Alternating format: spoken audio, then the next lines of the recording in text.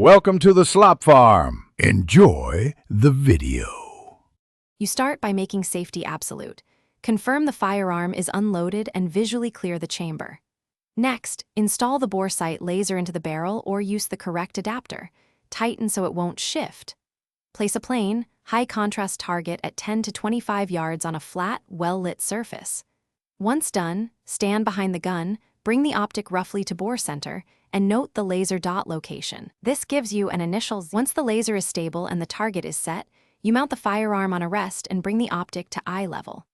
Look through the scope or red dot, then adjust windage and elevation turrets slowly so the reticle or dot moves to the laser spot. Make small, measured clicks, and then pause to reconfirm the laser position on the target. This prevents overcorrection. If you have a center punch or marks, note settings so you can replicate them later. You finish by carefully removing the bore sight laser and keeping all mounts tight.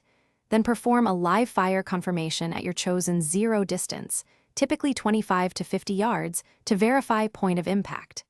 If shots land off, make final windage/elevation tweaks and retighten rings or mounts, then confirm again. If alignment fails, check for a loose mount, adapter slippage, or dying laser battery. Replace or reseat components and repeat the alignment.